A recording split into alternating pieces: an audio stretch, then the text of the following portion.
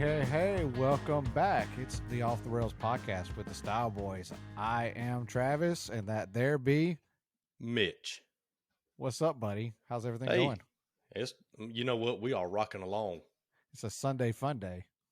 Yeah, that's right. Yeah, Sunday fun day. You can't do anything outside, so yeah, because it's raining. a little rainy down in Alabama. It's cold here in Tennessee. It's not raining yet. It's on the way, though. So I Yeah, guess after it gets done with y'all, it'll drift on up north. I have to ask though. I'm just noticing what's on your hat. What is that? So I'm glad you asked because this is actually a two-part answer. So those who know me know that I have a hat fetish. So I have like 160 hats. Like they're like my souvenir. Like when I go somewhere, I buy a hat for that location. Like that's just kind of my thing. So Mm. I've decided that my goal is to never wear the same hat in a recording. That's one thing. Oh, I want to see how long that happens. okay. But also, those who know me really well, this hat is my black sheep hat. There is a black sheep right on the front of it. I'll give you and that. and I am the black sheep in most of my situations, in family, in life. It's just me. And you're gonna embrace it. I embrace it every day. Yeah. Yeah, you might as well. I don't think there's anything wrong with being the black sheep. I mean, he gets love. I mean, he's Yeah, just he's just cast out to the side a little bit. He's just a little different. yeah. You know. But yeah, when I was getting ready and I looked, I was like, I've worn two hats. I wore two different hats. I was like, you know what? I need a good reason to cycle through all the hats.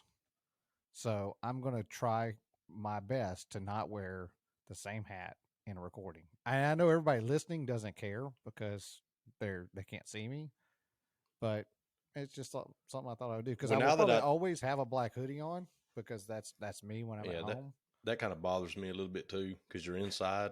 I I'm But I'm a, you know, I like a hoodie. we we couldn't be Right, couldn't be any more opposite. I any mean, more you have opposite. no sleeves at all. I mean, you have your sweater on underneath your sleeveless Yeah, shirt. Oh yeah. wait, that's your body. It's all natural. That's all natural. But Yeah, yeah, but it's Sunday, man, and we both had shop days today. I went to yeah. the shop this morning, and after church, I just threw some doors together, just glued up some doors and threw them in the clamps, so that I have something to actually work on tomorrow instead of Waiting on clamping glue to doors and dry. then sitting there waiting on glue to dry. Yeah. Yeah. And I took my daughter with me. I took my youngest daughter with me who doesn't necessarily go to the shop with me very often, but I asked her if she wanted to go and help me, and then we afterwards um built a built a cell phone stand for her because she's always watching her phone. Yeah. And when she sits at the counter, she sits at the kitchen island. She'll use, like, there's a candle on the island or there's a soap container on that. She'll use one of those things to prop up her phone to watch something while she's eating a snack or whatever, which is no big deal. But half the time she doesn't put it back. And I don't know if you remember or not, but my wife is a little OCD to the point where she's CDO. And when those things aren't put back, it creates problems for me. I don't understand how it creates a problem for me because I didn't move it, Oh. but it does. Hmm. So we decided, I was like, hey, I saw this really cool thing. I saw a guy, I stole the idea. I'm not claiming this to be my idea or my creation whatsoever. I saw this guy make these and I think he sells them, but I'm going to show you on the phone. So that's Oh it. yeah. So it's just a little stand. The phone sits on its side, and then it's got actually a speaker hole that and believe it or not, it changes the volume of it. Yeah. If you've ever cupped your hand around the Hmm. end of the speaker and let it throw it back at you, I was pretty impressed with it, but had a couple of little pieces of scrap white oak laying around, which did not go over well with my wife that I made a white oak cell phone stand and haven't made her any white oak shelves. Uh oh. So that didn't go over too well. Uh And then oh. threw a little Rubio on it. I mean, which have you ever used Rubio? You use Rubio monocoat at all? Like monocoat? Yeah, No, yeah. I had never used it. It is so easy. Like we're getting ready to, not getting ready, but we're hoping to redo our floors downstairs here not too long. and I'm really thinking about Rubio in the entire downstairs. Yeah. Like, Well, I and wonder if you could do like a sample oh and yeah, yeah. put it in front of a bathroom or like a high traffic area and tell your kids step on this every time you go through. Well, Rubio was originally it originated as a wood. That's actually where it started at, was wood floors. Oh, really? No, I didn't Yeah, know that. yeah. That's its origination of the product is a flooring. It's actually a flooring treatment. So yeah, it's made. It's an oil that permeates the surface of the wood, and it permeates down, and that's actually what it's made for. Yeah. And it Hmm. smells. If you've ever smelled it, it smells. I think it smells amazing. Like it makes me hungry. Actually, like it's kind of a. I don't know how to explain it. It's kind of a minty type smell, Yeah. but I think it just smells great. Well, But maybe it'll hang around a little while and make your house smell good or oh, something. well, my only feeling is fear is that I won't like the smell of it after my entire house smells that way. You know, like oh Rubio, oh So who wants to smell that?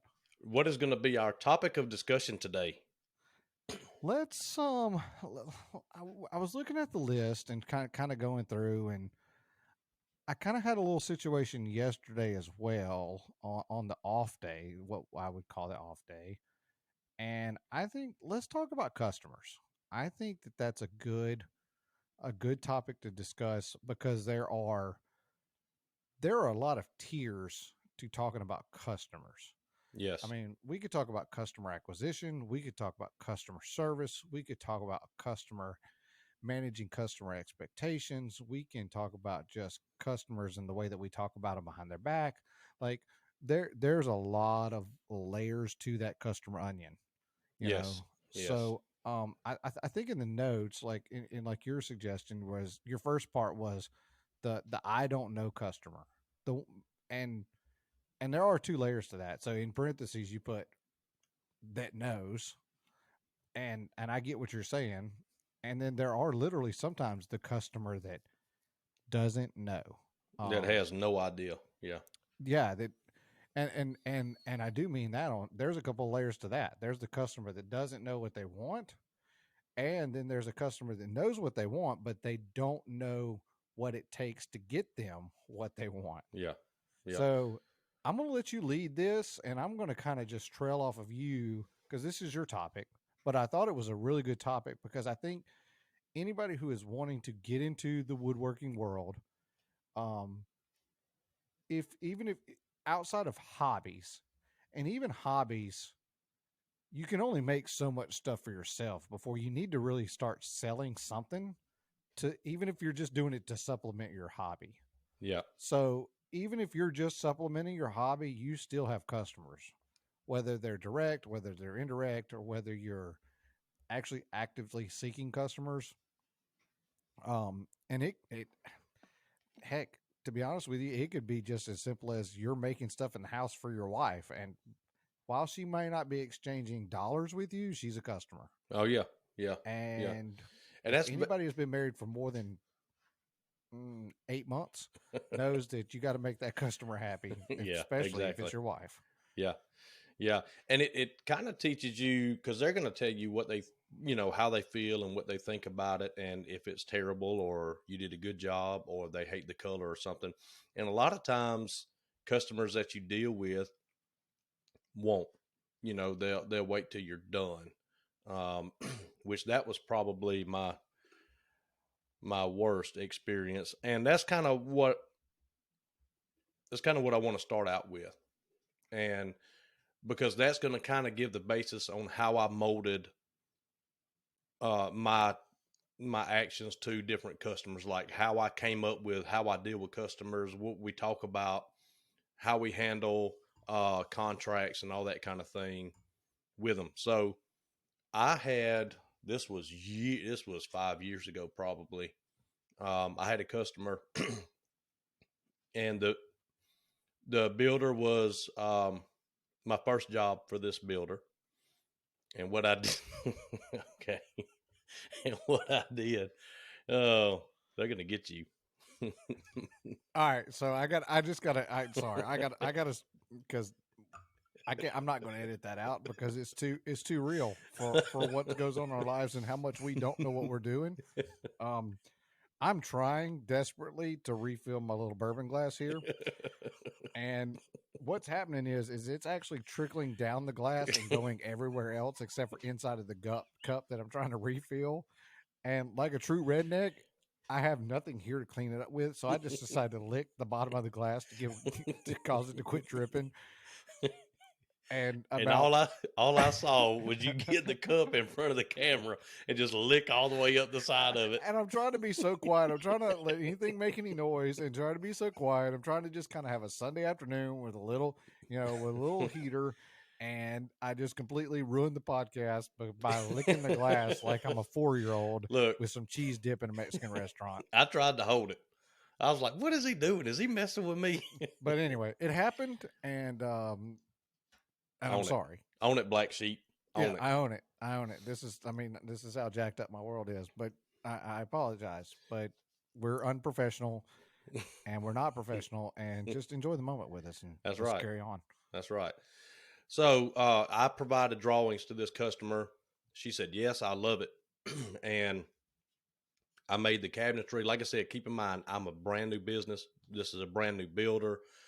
Um, so we get the cabinets made and get them all hung up, and she waits 2 weeks, and I get a phone call from the builder, and I'm like, "Yes, sir. What can I do for you?" "Oh, well, she don't like the layout." I said, "Do what?"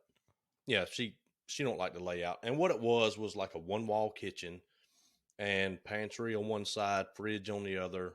And she wanted the pantry and the fridge to be the lowest points on the end, and she just wanted it to step up to the cooktop in the middle. And there's a lot of things you have to take into consideration on that. Every time you change elevation with cabinetry, you also have to change the depth because the crown on the cabinets beside it have to have something to die into. So let's pause for a second there and write a note so you know where you're at, so I don't completely throw you off rails. Yep. So when you talk about, because again, we've got hopefully we've got some tiers and levels of experience here, mostly just our family who's trying to support us. But when we talk about elevation, what we're literally talking about is when you think about the up the wall, when you talk about from the floor to the ceiling, that is what we refer to as an elevation. Mm-hmm. That's just like your mountain range going across, you have different elevations as you look at it in the horizon. Well, that's exactly how we look at a wall. We look at the wall as our horizon, and then you have different parts of the cabinet that hit at different points up and down, and that makes for an elevation. Yeah. So when you have things, you got to put things in a certain line on that in a certain elevation. Otherwise, it just looks funky. Yeah. It doesn't look right. And then you've got the crown, which is crown molding, which is the toppers of the cabinets and the way that they wrap and finish those cabinets off, that they have to tie into each other properly or they don't look good. And then you also mentioned the depths, right? Yeah. So you got Yeah. the depths. So you're going to have like a kitchen upper, which is typically 12 inches deep, and then like you may have like a pantry or a fridge panel, or help me out, maybe like a Oven. double ovens. Yep. Those have got to be deeper, obviously, because they're housing a different object. So you've got, not only do you have the elevation, the up and down, but you have the depth of these Mm-hmm. cabinets, because we live in a 3D world, and Yeah. which is why renderings and and models mean so much to us to kind of give you, the customer, an idea of what everything's going to Yeah. look like, Yep. before we actually cut a sheet of ply. Yeah, and that has to be signed off on. Hear me when I say that. It Yes. has to be verified. Okay, looks I good don't to know how me. guys do cabinets without renderings. I Yeah, don't. I don't. It I blows my don't either. mind, and they do. And there's guys that are successful at it, but it terrifies me. It does. Yeah. And it doesn't have to be a computer. Look, guys, if you're wanting to do this, it doesn't. We're not. You don't have to be as fancy as having 3D CADs. They're great. They are great because when the customer wants to make a change, it's a few mouse clicks, and you just Yep. move it around. You think about hand drawing out a kitchen cabinets. It's great. That looks fine. If you can draw, it'll work. But when the customer wants to make a change to it, whoo, you better get sharpen your pencil and get a couple of erasers out, Yeah, because because everything you changes. got some work, and Yep. that work back to our theme, is not efficient. Nope, I'm just saying, it's not not at efficient to all. sit there and draw for 6 hours that you're probably drawing for free Yeah, because you may or may not have this job on lock yet.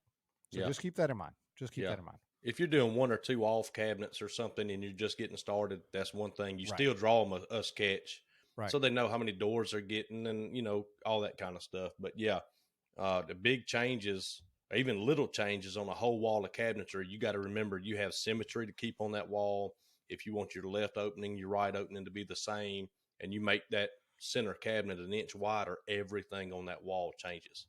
So you're basically redrawing every cabinet. Or in your world, tell me if this has ever happened, that they have made a change with the builder, but they didn't communicate that change to you. Yes. So now you've got a set of cabinets that were built and made for the original drawings of Yep. the house, original floor plans of the house. They've made a change with the builder, Hmm. and it can be as simple as they change the case opening on a doorway. They make a doorway from a 2.4 to a 2.8 door. Yeah. Well, that that Yeah. that screws everything up. You know, have less wall.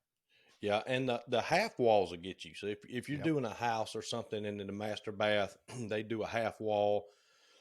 It's really easy for some reason for the framers to forget that half wall. I don't understand that, but I've been in a house before measuring for cabinets, looking at the plans with the builder and the customer, and I said, "Okay, well now that we're obviously not doing, this half wall because the house is sheetrock, it's framed, it's sheetrock. Now that we're not doing this half wall, how do you guys want to handle this?" And the builder goes, "There's supposed to be a half wall there," and Right. I'm like, "Uh oh." And luckily, the builder's like, "Well, I'll just get them to come in and throw it up," And I said, "Okay, well you're gonna have to send me that measurement." Yeah. So stuff like that happens, but if you're seeing the plans, how do I need to say this? They can't come after you too hard if you build an island, the size that's on the plans, but when you get there they wanted it a little bit longer. All right. Right. Always default, if you don't know and you can't find out, default to what the plans say, because Yeah. that's the only advocate you're going to have in your corner if stuff goes sideways, Right. you know. So And yeah, if pay you're a attention to that. homeowner, if you're not a cabinet maker, or you're just somehow we have struck some interest with you, and you're even remotely thinking about any of this stuff for yourself, keep those things in consideration when you're talking with your cabinet maker. Like Yeah. it that those are considerations, and those are things, because I am not a designer by any chance. The last thing that you want for me to do is to pick out colors of anything, because blue is blue, red is red. That's as far as colors go with me. Yeah. And I can tell you what I would like in a layout, but I'm pretty basic and I'm pretty simple. So a lot of times a designer will show me something. I go, this looks stupid. Yeah. There is no way on God's green earth that I would ever have this in my house. Now I'll put it in and I go, ooh, that's pretty daggone cool. I like this. But it's not something that my eye sees. I'm not artsy like that. It's just not something that I can fathom. Yeah. So keep that in mind when you're talking with your cabinet guy and you're trying to design stuff. Like there are boxes, no pun intended, but there are boxes that we have to live in to achieve this goal. Yeah. Yeah, exactly. Um, So I'm so sorry, I derailed you a little bit. I'm sorry. well, it kind of went off the rails there. I'm just saying. Off the rails. Um, We need a train whistle for every time I do that. Just a doot doot, because I'm going to do that a lot because my mind is not normal. that's what makes it great. So there's a lot of work that went into these. When you change elevations and you have crown, now that crown has to hit the side of the cabinet next to it. So that cabinet next to it has to be deeper. And the depth that it has to be is determined by the offset of the crown, or how far the crown leans out off of the cabinet. So if it leans out 3 inches, your next cabinet has to be at least 3 inches deeper. So there was a lot of changes. And then she tells him that she didn't like the layouts. Now she wants them to be higher on the left and right, then come down, then step back up to the middle. That Two is very weeks odd. I'm after just I saying was that's very done. odd. Oh yeah, yeah. 2 weeks after I was done, and so and keep in mind, I'm brand new. So you I'm mean 2 weeks thinking, late? Like cabinets have been in for 2 weeks, and been in for 2 weeks. she's looking at them going, I just don't like this. I'm almost done with the next job, 2 weeks. Okay, okay, wow, And so the builder's like, well, we got to make her happy. And I said, okay. And he's like, well, they got to close, in such and so many days. We got to get on this. And I'm thinking, hold on, buddy. Wait a minute. I gave you drawings. Y'all approved them. And I said, she sat on these for 2 weeks. right, And yeah. now I'm in a bind because I don't want my reputation to go downhill. Is At the this your same first job? Like, is this your first job in first after you job for buy a the builder. shop? Yep. So, do you still have Sensei on hand at this Yep. time? Yep. So, did Sensei do 3D drawings? Like, did he do No, computer drawings, or was he a hand drawn guy? he did 2D. So he Okay, just did like front view. on paper, Yep. or like Well, hand drawn, he had or a program. he No, did he have had a a program. program. Okay, Yeah, it was Graphite okay, I've heard of was the that. name of it. Yeah. But So he's still in your pocket at this time, right? yes, yeah, Okay, very absolutely. much He's so. Okay, yep. And matter of fact, he drew them. okay, So he used to do all my drawings until I got my CAD program. So okay. anyway, he was like, "Man, I don't know. It's kind of one of them deals where you kind of need to just do it and wash your hands of it and get away from them." So I told the builder, I said, "It's not my fault, but again, I'm thinking this builder is going to give me all this work." And so I said, well, I'll do it for the cost of materials, but she's going to have to, pay for materials. He's like, that's fine. That's fine. We just got to go, go, go, go, go, go, go. And I remember my wife and I hung the crown on that job until 3 o'clock in the morning on a weekend, because remember, I'm at the factory job. Right, you're So running. I don't have but so much time to handle all this stuff. Right, So that was, and I was like, man, I learned a lot off of that job. I learned a lot about builders I did not want to work for. And I learned, kind of what bases need to be covered with the customer, because I yeah, didn't have a contract saying if you don't like it, tough cookies. I didn't have yeah. anything like that. I'm actually in the process right now of designing my own. So, like, I have a notebook that I go to a customer consult with, and it's a graph. It's a notebook with graph paper in it. That's Yep. all it is. But I'm actually in the process now of designing my own quote unquote worksheet that I want to have a. Um, I'm going to have an entire book made, like, and what I wanted to do is I wanted to have a graph section, and then below it are all the questions and all the measurements that I ask. And Yeah. they may not pertain to every scenario, but what I've Hmm. done is I'm going back to the beginning of my notebook, right? And like making annotations on this other page of notes that I'm keeping to create this new book. Does that make sense? Yep. So that I can create, because there are so many different situations, and there are and every customer is unique in the fact that their home is different, what they want is different, the way that they communicate it to you is different. So you almost need those finite points. Hmm. Otherwise, I think I told you, I can't remember if I told you on a podcast or if I was telling you on the phone, but I actually had a customer not too long ago that I showed up at his house, and he was just overly friendly. We had such a good time and communicated that when I got back home, I looked at my notes of how long the wall was that we were working on. And I was like, I'm not sure if this is even right. Like, because I don't have a good system in place, Yeah. that I was like, man, I got to go. It was a 20-minute drive, but I made the 20-minute drive to go back down and remeasure that wall just to be 100% certain. But it's really because I have that lack of efficiency in my notes, Yeah. in my book, and that's why I'm really working really hard to create my own book to kind of cover all those things with the customer, Yeah. so that And we fill all the gaps. yeah, and we've got a pretty good system. I mean, it's rare that we forget to measure something, and a lot of that is experience, because we have so many variables in the house. I've got burned by a 21-inch deep vanity sticking out in front of a window. Yep. I've been burned by a 24-inch cabinet sticking out in front of a door. That stuff will burn you, and you kind of learn over the years to check your clearances on the side for countertops, for cabinets.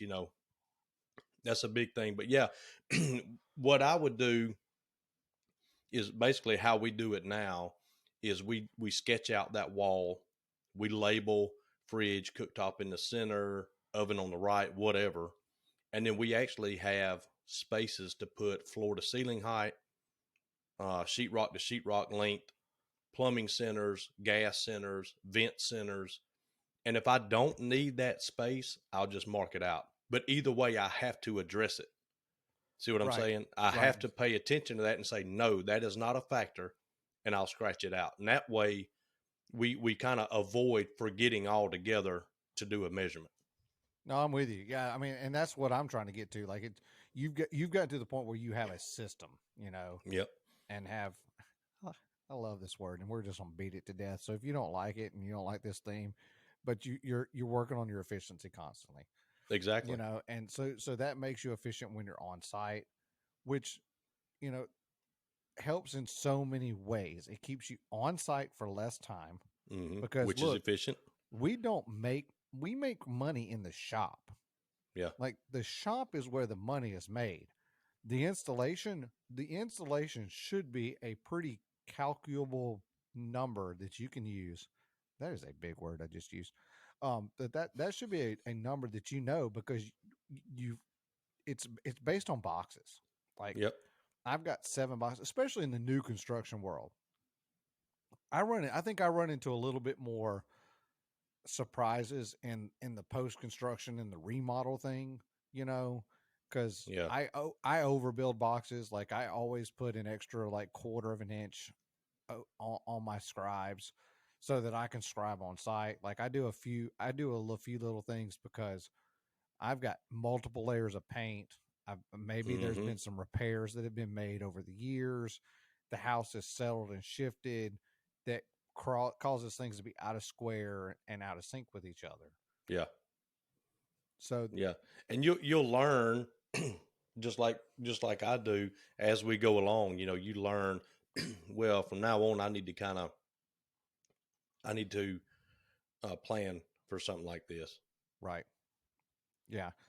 I like to I like to create a setup for myself, and that's why like I'm a big track saw fan because I can do a lot on site with a track saw.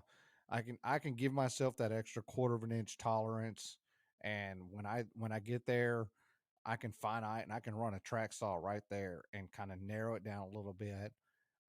The dust collection off that's super nice, and I can do it on site, and it really kind of eliminates those unknowns for me. Um, but I've gotten to where now, like I take a like if I'm planning on a 34-inch cabinet, I'll take a top and bottom measurement. I shoot it with a laser, Yep. and that helps. That helps eliminate the surprises. So do you run like the little Bosch Oh yeah, um, yep, laser? hmm I love that thing, man. yeah, That thing saves a yeah. lot of time. I can tell you one thing it'll tell you real quick is that when you put it on the wall and you put that flat into that sucker on the wall, and it you can tell just with the laser pointer that it points 3 inches to the left or the right. Yeah. You go, Yeah. these walls got some kind of belly in them. Something Yep. ain't right. Like you know immediately Yep. that you're gonna have some struggles when you come to your install. And I just put a little note down at the bottom, Yeah. that And you, that wall was bellied some way or another. I don't spend a whole lot of time trying to figure out if it's a left or a right belly or inside or outside, yeah. but you can tell because the bottom of those things are square. They're square, and when you stick it on the wall, and it's a tattletale. I Oh mean, yeah. Yeah. it's And as and good as if a you 4 year have old on a playground. if you have a 13-foot wall of cabinetry, typically if we're going in between walls, I'll leave a quarter inch gap. I'll purposefully make my cabinets quarter inch shorter.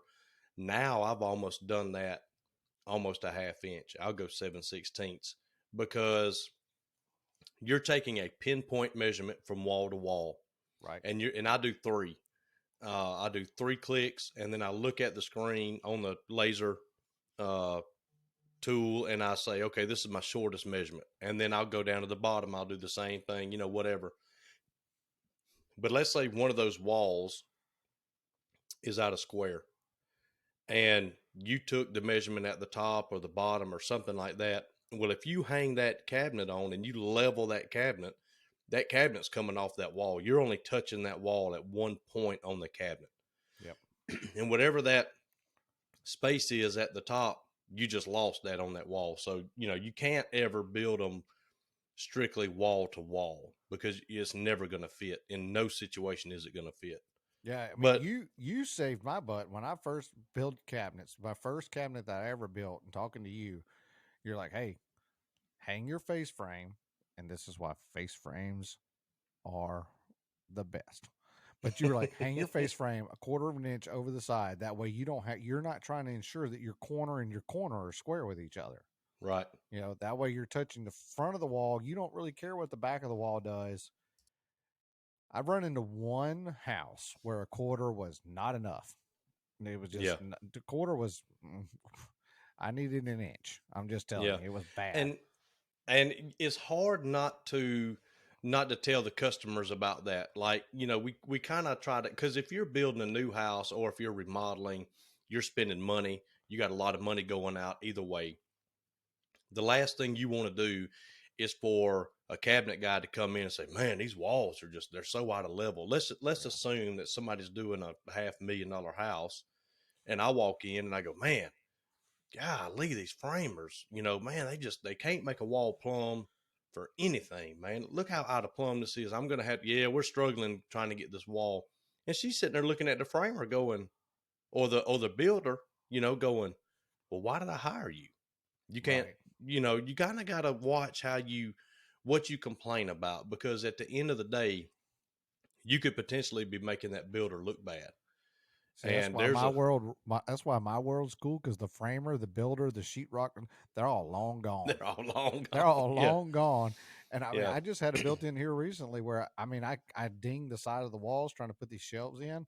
And I was trying to explain to the customer. And when I put the shelves in, and you could see the shelves are straight, and you could look down them and you could see the wave in the wall. And I was like, this is what I was fighting with. I'm Yeah. so sorry. Our Yeah. finishers will, the finishers that we recommend to you, they'll take care of these little touch ups on the wall. I apologize to you, but you can clearly see that this is what we're looking at. The front of the wall, like it's touching the back of the shelf is touching the corners. The front of the shelf, it's a quarter of an inch off the wall. Mm-hmm. And I'm like, Yep.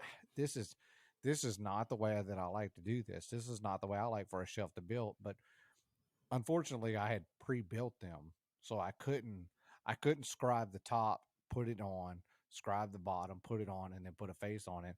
We had pre-built these shelves, so Yeah. there wasn't a really opportunity to scribe them, so to speak.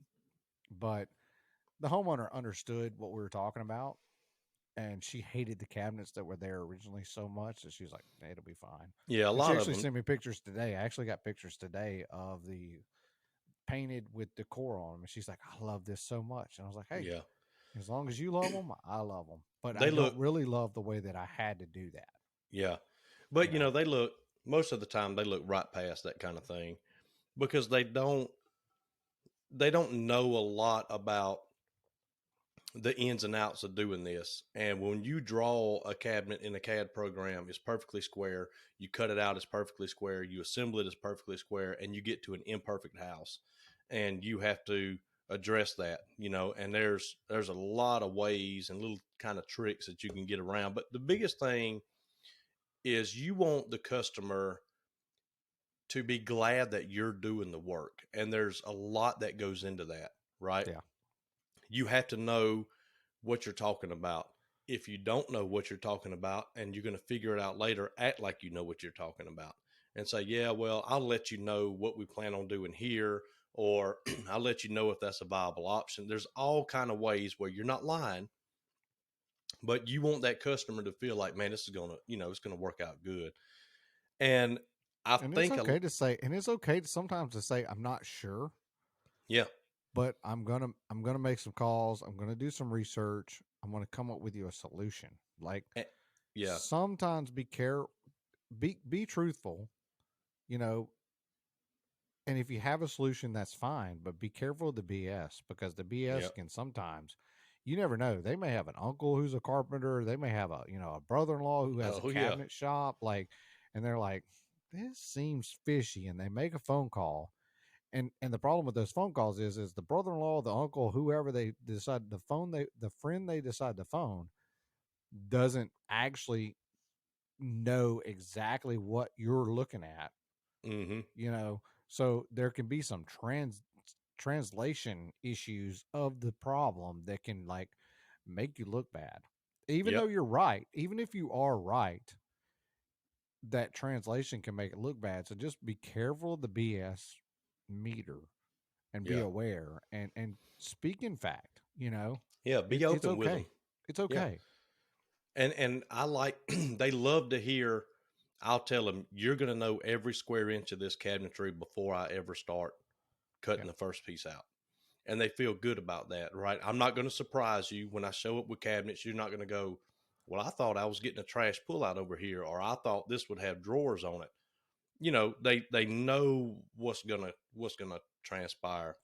And I think your initial visit is extremely important. Like what typically happens with me is the builder will call and be like, hey, they can meet you Tuesday morning at 9:30.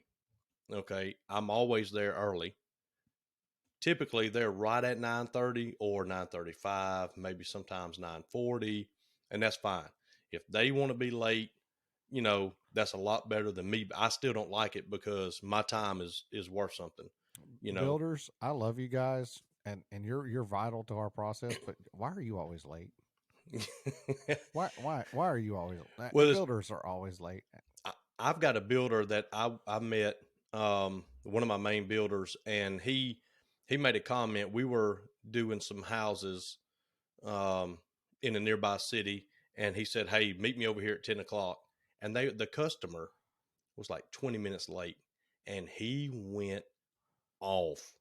I mean, I've never seen him get this animated. He's usually really calm, cool, and collected, and he just went off on this rant about how nobody thinks our time is valuable. We're out here doing this. We've sacrificed half a day in our shop.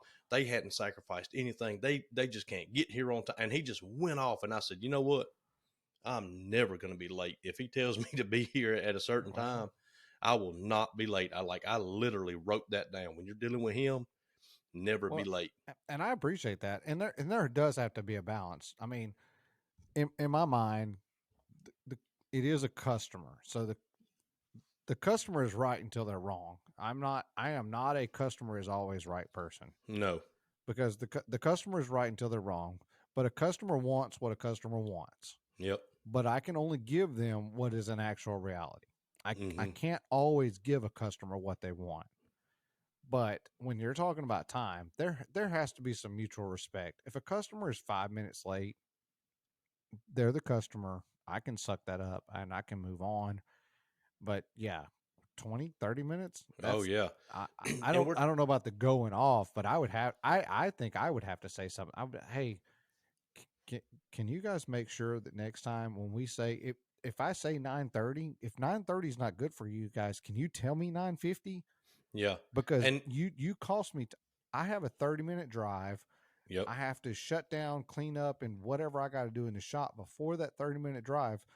So like it all back times. Like I would have to have a conversation, and there's nothing. I don't think there's anything wrong with explaining to that customer what you have to do and how much time that it takes when they're taking an exorbitant amount of time. Now, if they show up and they're like, "Hey guys, I am so sorry. There was a Yeah. wreck on the interstate. And if you live anywhere in the Nashville area, you understand what I'm fixing to say. There was a wreck on the interstate. It was three cars. All four lanes were shut down. We were all being rerouted around.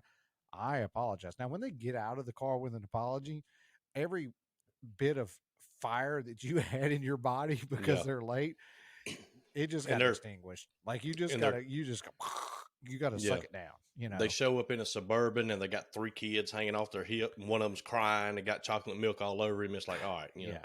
And Yeah. he didn't go off on this guy. This was a friend of his, and I think that's where you get into that murky water where the friends like, Ooh, that's oh well, careful. I'll just Careful. yeah, I'll just get over there, whenever I can. Yeah. But he went off on me, man. He was just venting to me about the whole thing, and I saw how passionate he was about being there because he was absolutely right. His time at a builder, he's got 4 houses going on. He's got phone calls, emails and stuff. He's taking care of this. We don't have 20 minutes to sit around and wait on you. But Yeah. your initial visit, when you show up, I feel like you need to be confident. You need to smile. You need to tell them who you are. And I've got, you know, I don't really have a dress code, but I do have shirts with my company emblem on them. We'll wear, I'll obviously wear one of those. Don't fumble around with everything, and just act like it's your first house, because that kind of thing plays into It their makes everything communication. questionable. It makes Exactly. everything questionable. And they can kind of get to where maybe they're sacrificing a little bit because they don't want you to do it, and they just have a bad taste in their mouth. And like I said, we're all humans. We all make mistakes. That's not what I'm saying, but you need to carry yourself in a way that you are professional, because this is your profession. And a lot of times these customers, they're overwhelmed, they're having to make all these decisions, and you need to be the calming voice. That they call me, I've had more than one call me the yes man, Yeah.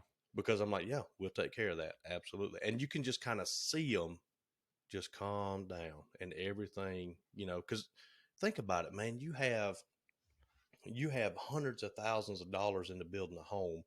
You're having to make all these decisions, and you don't know if the cabinet man is going to come in and just point his finger at you and say, you have to know everything right now. Hurry up. What do you want? What do you want? Right. And just say, hey, man, Mitch, he's okay. He's not overbearing. He's talking to me about this stuff. So I think your initial visit, how you prepare yourself, is very important, as well as who you decide to take on that initial visit. All Ooh, right. good point. Very good point. Yeah. That, and I'm not going to put myself into any legal trouble here, because I am an employer and I have a federal tax ID number. But you, there's companies have a dress code for a reason. They want, when customers come into their store or whatever, they want everybody to kind of look professional and all that. Well, it's the same thing. You hire who you want to hire. That's not what I'm saying. But when you bring somebody in, you need to be careful of how their mannerisms are, how they talk, how they treat you, right, as the owner of the company. You don't want them coming in just talking to you sideways. Y'all may joke around and stuff at the shop, but when you get on the job site, you know, so who you hire is extremely important, or not who you hire, but who you take there for your initial visit. Yeah. All right, because you're finding out their work schedules, because they'll be like, yeah, I work, from 8 to 5, Monday through Thursday. You have their address, you know what they drive, you know where their bedroom is.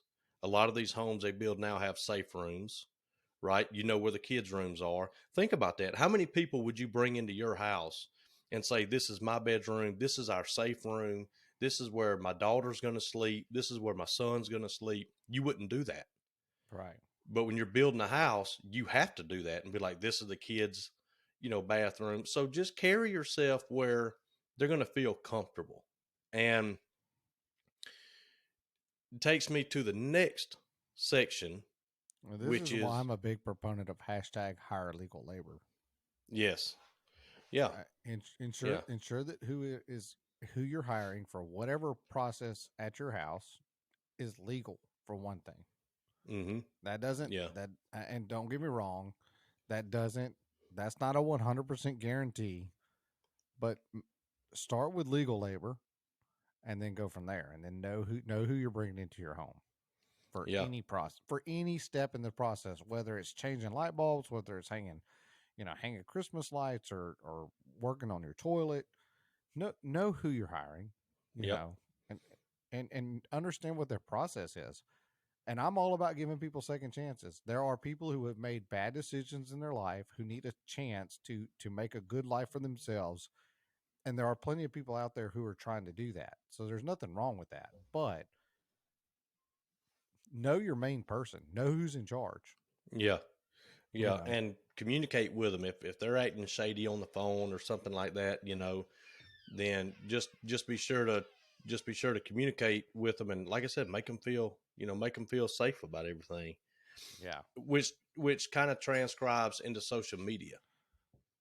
I have a rule. So now we've met the customer, right? We've acted professional with them. We have talked them through whatever kind of issues that they may have, and we're talking to them about the job. You have to maintain these people's privacy. And so my rule on social media is, here's a house that we did, and that's it. And you Yeah. post pictures. They painted it this color. They did this color. They've got a little doohickey in their laundry room, or they did 18 spice pullouts in the kitchen. I never post what city it's in, because these towns around here, if I told you what town it's going in, these towns are 10 square miles. Not hard to find. Not hard to find. You ride around for 5 minutes, there's a house going up, and now you've got pictures of the inside of these people's houses. Yeah. So I always tell them, hey, I'm gonna post pictures of this. There will be no names, there will be no areas, there will be no, addresses, no cities, nothing like that. And I've never tagged a customer. Now I've had plenty of customers tag themselves in something, but I've never tagged a customer. oh yeah, they'll be in the comments, oh, you did such a great job, And and that's fine. That's their hey, fine. choice. They've Yep. made that choice at that point, and that's fine. And I appreciate it. Don't get me wrong. I appreciate when you jump into social media and you back me up and you make a comment and you really are appreciative of the work that was done in your home, because and I tell people all the time, there is no greater there's no greater joy or no greater gratification than doing work in somebody's home. This is their biggest asset. This is the biggest purchase of their life. Yeah. And it is a joy and a pleasure to be chosen to come into their home. It Mm-hmm. really is. Like it's something that I hold in really really high regard. But I'm with you. I try to maintain that privacy and let Yeah. now if they want to post and they want to whatever they want to say, let it be their choice. Yeah, they can make a post. Like I had one that had a private Instagram page for her whole build, and she added me to it, and she said, "Hey, this is my private, Instagram. This is how we're going to keep up with all the steps of the build and document everything." Well, when the house was done, about 6 months later, she made it public. And the reason that mattered is on cabinet day, or the day that we finished up, and I'm not bragging, it's just on there. She's like, there's very few contractors I can brag on, you know, from the moment we started to the moment we were done building this house. But Mitch is one of them. He came in, he talked me down off a couple of cliffs. He took care of this, there was some stuff I wasn't thinking about. And she made that social media post, Yeah. and now it's public. And just imagine, if you're building a house, the first thing you're going to do is go find somebody that built a house that and go, hey, you know, Who'd you use? who'd you use? And How was your experience?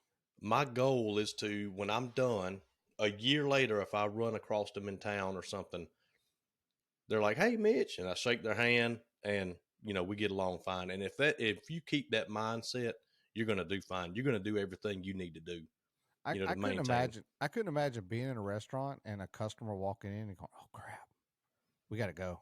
Yeah, yeah, Like because you've had I this. shorted them. Like Yeah, I shorted them. Or I screwed them over. We got to go. Grab the kids. We got to yeah. get Grab out. the kids and go. We Like, can't. could you imagine? I mean, I couldn't imagine that. I want to. Not too long ago, my wife and I we were in a restaurant locally, and there was a couple sitting beside us, and this couple predated like my business. It was when I was working for the gun range, and I said, hey, babe, you see those people sitting there? And she's like, yeah. I say, they were really good customers at the range. I said, the wife is actually from our hometown. I was like, she knows your mom. She's like, really? I said, yeah. I said, and I haven't seen them in 6 years, 5 or 6 years. And I didn't think anything about it. And I did recognize them, but I didn't know if they would recognize me. Like Mm-hmm. I didn't know if I played that significant of a role in their life. So I kind of didn't say anything to them. And as we're getting up to leave, he stands up and turns around and goes, "Travis, what's going on?" And I was like, "Hey." And I greeted him and I introduced him to my wife and she's like, "I know your mom because we'd had conversations in the store." and she's like, I know your mom, and we had a relationship, but it was all in the way that I had treated them as a customer, Yeah, you know, and really appreciated them. And we had a lot of heartfelt moments. And yeah, we had some ties, but the fact that that person outside of a business or outside of the normal setting, they wanted to engage, it tells me that I did a good job at building that relationship, exactly. you Yeah, know. and in the local town, Troy, I've done a lot of work down in there, and I see people, that I go to from time to time, and they're, "What's up, man? Hey, how you doing? Whatever." I'm like, "Well, how many cabinets have fell off the wall so far?" And they're like, only three." And I said, "All right, Right. well, when five of them fall, that's when and that's the relationship that I want to have." Yeah. And I was in a local restaurant the other day, and the homeowner that I did his cabinets 3 years ago, 4 years ago. He comes in and he just starts in on me, man. As soon as he walks in, there he is, and I'm like, "What's up, man?" Golly, I done had, man, I don't know. I said, and he's talking about all the cabinets falling off his wall, and the Yeah. drawers are falling out, and the hardware ain't no good. Everything's rusty, and he is just letting me have it, But he's got a big grin on his face. We're laughing, and the people around us kind of get a kick out of it. And you got Yeah, to think, customers, please make sure your face matches your sarcasm. Like, yeah, sometimes, I mean, some people are not good at that, and it's like, huh? yeah, Like, you're just standing there they're like, bug-eyed, and man, it's he's this really giving him person. the business. Yes, I mean, you're standing there bug-eyed, going, "What in the world? Why haven't you called me? Why did you wait till you saw me out of Yeah, town?" And and you realize that they're joking, but they're not very good jokers, and they're not right. very good storytellers. Yep. Yeah, And that's a terrifying feeling. you got to think that's 3 or 4 years after they have just spent thousands and thousands of dollars with you, and they come in and shake your hand, and y'all are smiling, and you like each other. You know, that's your mindset that you need to have. You don't necessarily have to agree with them on everything or really even like them, but Yeah, your professional relationship needs to be there. Now, the lady that we started out with, I mean, that was over 5 years ago, yeah, and I was real quick to just delete her number, out of the phone. I don't even want to see it. It was I that get that. whole thing was horrible. Um, So let's go circle back to that. So she wanted to change. She wanted some changes, and the builder was like, "Hey, we'll charge her for the materials." And so what happened?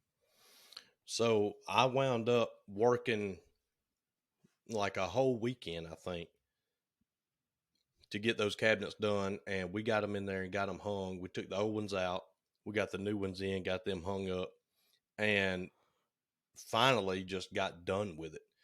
And like, she was never rude about it, but she never talked to me about it. It was only the builder, so I'm only getting his side. And the fault I have with him is he knew that I dotted all my I's and crossed all my T's on that job. He knew that she approved those drawings, and he knew that she sat on them for 2 weeks, but he didn't want to address that. So He was like, did "Well, he sell you up the river, so to speak, or did yeah." he? He was like, Okay, "Well, we just got to make her happy." Like, he wouldn't acknowledge the fact that she was happy. And then she changed her mind after looking at it for 2 weeks. And right. that's not a benefit that you have as a customer, is to go through and totally just change your whole idea after the fact. I mean, not for free, Right. you Like know. that, I mean, that is your prerogative. Like, you look at it and you go, you know what? This is a 20-year decision, and I just can't live with this.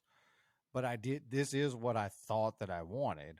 Hmm. Right. Like, yeah, the homeowner has to take some responsibility at that point in time when you've gone through the effort of giving them CADs. You've got mock-ups. They've signed off on them. It's been 2 weeks after the install. I'm with you. Like, there has to be, now if you put them in, and as soon as you back away and you're like, "Hey, what do you think?" And they go, I hate it. there's an issue. Yeah. All right, that is a 100% completely different conversation.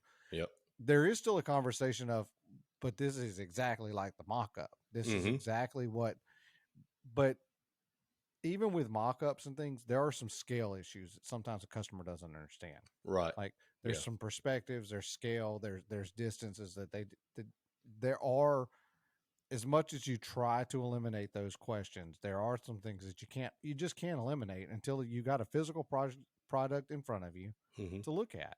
And I get that, but now we're talking about 2 weeks later, after signed off CADs, after everything's been approved. I agree with you 100%. Like that, Yeah. there's some conversation, there's some different, and that doesn't mean leave a customer hanging Nope. at Not all. at all.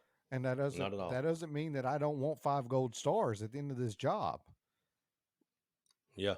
But Because I have to have an uncomfortable conversation with you yeah, that the changes that you want can't come for free.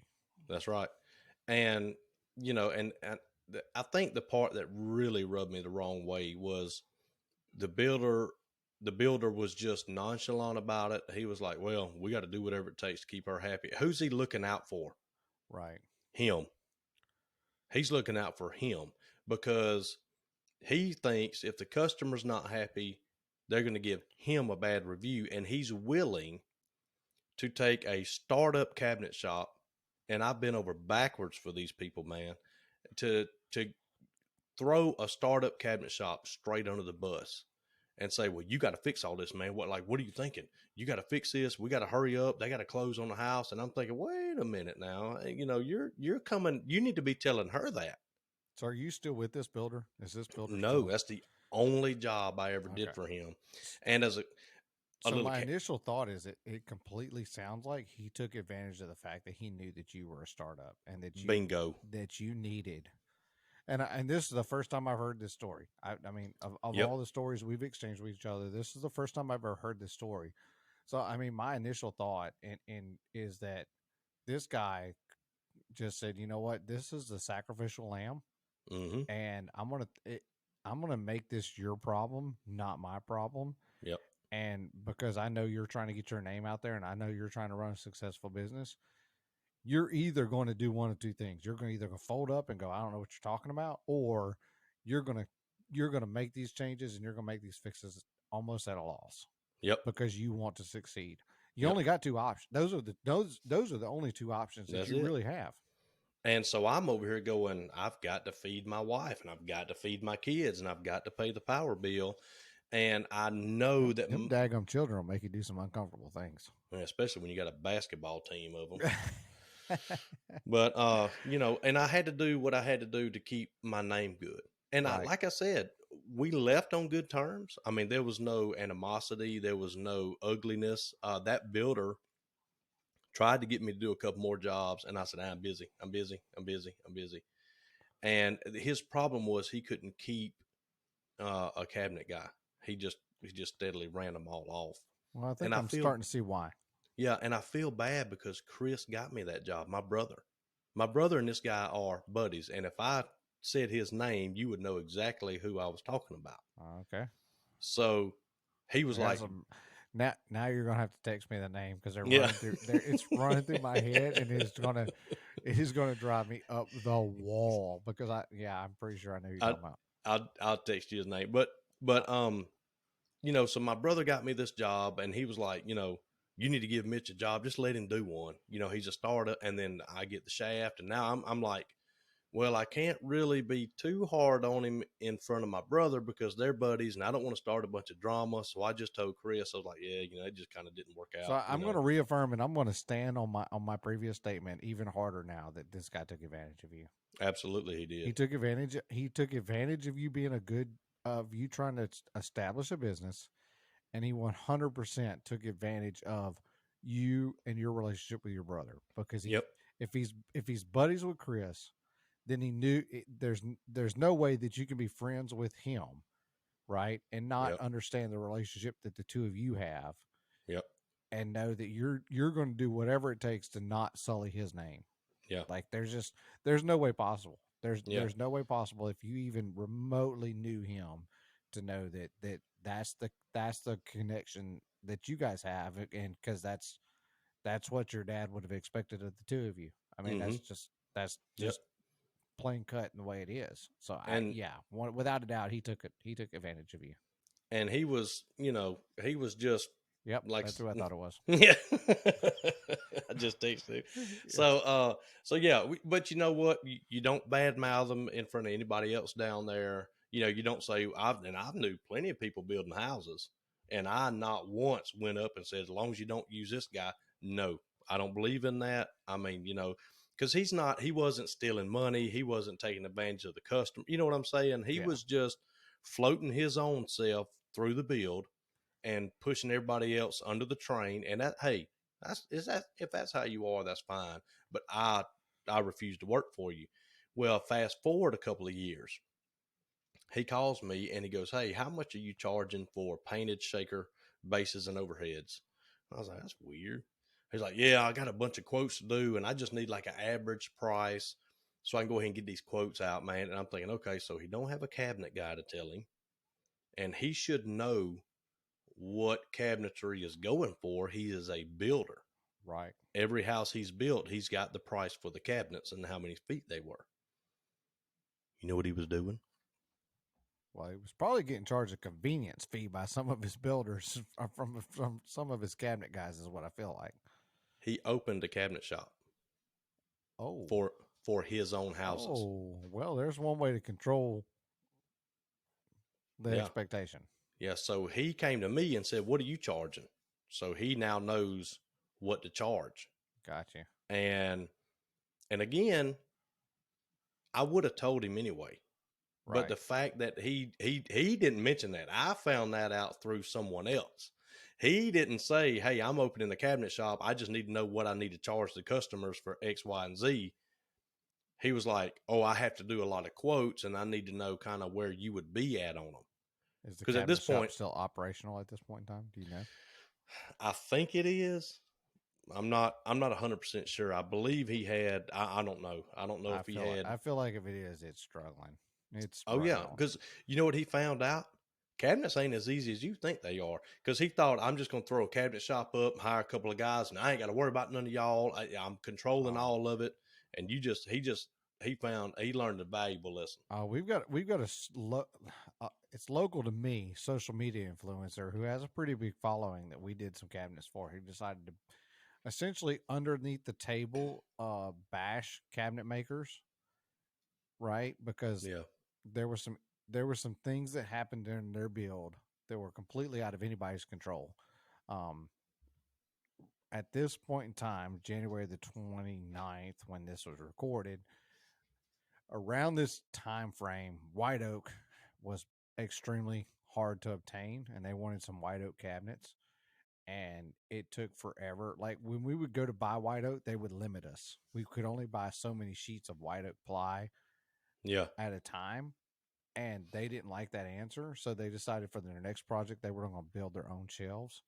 Well, in this long story short, in this process, they completely built cabinets the wrong way, based off just like little tidbits of information that they asked from us. And then at the end of it, the guy was like, "Yeah, I would completely hire a cabinet guy from now on. Like, I would never do this again." But at the beginning of this process, in their stories, on social media, it was like, "Well, it's just a box. It's just a yeah. box with some Nothing trim. to it. That's all this is." And by the end, he's like, "I don't ever want to do this again. Like, whatever a cabinet guy charges is completely worth it." And yes, they are correct. They're boxes. They're boxes with trim on it, but there are factors that go into them that if you don't have the time and the experience to know, it will make you want to run your head through a cinder brick wall. Yep. It's cinder brick wall. Yes, Cinder block. cinder block. Why Yeah. did I say cinder brick? I knew that sounded weird. They're probably interchangeable. uh Cheers, bullet bourbon, cinder brick. If you want to be a um, sponsor, contact me at Travis at. No, I'm just kidding. Well, so I'll give it let out. me ask you this: how do you name your jobs? Like, okay, the person's name is uh Tim Tebow. Oh, crybaby. I mean, no. I go by last name typically. Like, but it's just me. Like, just me and one other person, but I know you guys I know you guys have a unique uh naming system. We do, we So do. So one of the builders goes by last names, and the job that we're working on now is Johnson. oh, This will I've be the heard of I've fourth. heard of that name. That they must be Yeah, royalty. Everybody with th- the last name of Johnson is a royalty yeah, yeah. Well, it ties back to or Mutts. One of the this is two. like yeah, this is like the fourth job that we've done for a person with the last name Johnson. So that Right. doesn't work. And then you can do it Johnson with the builder name beside it, right? This is the Johnson job that Mr. Smith's building a house. Right. But I need a name where I know exactly which one you're talking about. And now the other builder goes off, oddly enough, what road they're on. Okay. Okay. Yeah, this is over here. You got them drawings for Smith Road. What are you talking about, Smith Road? Or a County Road 6228. And I'm like, okay, this isn't working. I don't know. I don't know who you're talking about. Right. Well, we do nicknames, and after we meet a customer, we can pretty much, and they're nothing. They're not bad nicknames. They're not derogatory or anything like that. Um, well, I hope she don't ever listen to this, but Hey, old Peter Piper pickle eater over there. one of them was a lady that had a Chinese crested dog with whatever small tufts of hair the dog has. They're all dyed pink. Oh, wild hippie lady would be my So nickname. her job name is Pink Lady Dog Hair. Pink lady dog hair. So Gotcha. that's just kind of what Trey and I came up with on that one. Um, I could see where during during the job that wouldn't be as necessary, but after the fact, when you're trying to reference issues that you had at those jobs, oh yeah, that would be a really quick, easy recall really. of, And hey, I you write it remember that pink haired dog lady? Not you remember the Smith house. The Smith right. house on Jones Road or the Smith house on Mm-hmm. Fire Creek Road? You Mm-hmm. know, I'm with I see where you're trying to like quickly improve efficiency of the shop and go, hey, remember that we need to do that same thing again because Yeah. that corner, that left hand corner, is exactly like it is in this house. We need to Yep. make that work. Yep. And if they have like a an odd, last name, then we can probably just keep that last name. Yeah. And especially like one person I'm thinking of was they were really bad to work for. They wanted a bunch of free stuff and they just beat you down on the oh man, you're killing me, man. It's already well, if I would have given this person a nickname, it wouldn't have been a very nice nickname. Oh, You know, cheapskate. it'd have been like, oh, cheapskate. And now you're Yeah. walking through there and you have to go back and you bring the job folder and it's got cheapskate written up under it. So we don't, we can't give them, none of them get bad nicknames. But like I Yeah. said, a lot of the last names are common. And we use that here in the shop. We put it on cut list that we have here, Yeah. like their drawer cut list or their face frame cut list or something the customer's never going to Well, you see. also have you also sometimes have multiple jobs being produced at the same time, and Yes. that helps sort them out. Whereas I only have one job going at a time, so I can write Jones on everything that I got, and the likelihood of there being another Jones while I'm working is zero. Like I'm Yeah. not going to have another. I mean, it's me. I don't have enough time and productivity to have another project going at the same time. So I'm not going. There's no way possible I'm going to have an overlap. Right. Absolutely not. Yeah. And I put stuff on the folder and everything. So when I go meet with you, I start a folder and it's got our notes in it, what we talked about all the way. When I'm done with that folder, it's a half-inch thick. It's got every drawing, every cut list, every note, what I ordered for your job, your paint color, invoices. It's got everything in that folder. And with the mindset of 3 years later, their kid is riding a bicycle through the house or try or something, and they damage a cabinet and they need some paint. Yeah. Well, they're not going to remember what color the paint is. I go get their folder out, look at the color, boom, there it is right there. If they want to add a Or shelf, Travis comes along and he needs to add some cabinets in another area, that they've yep, converted, and I would like to know what the cabinet color of that other room is. that's Well, right. we'll call Cat Scratch and ask them, well, who built those cabinets? Oh, Cat Scratch did. I'm gonna call Cat Scratch and I'm gonna ask, hey, do you remember the Smith house?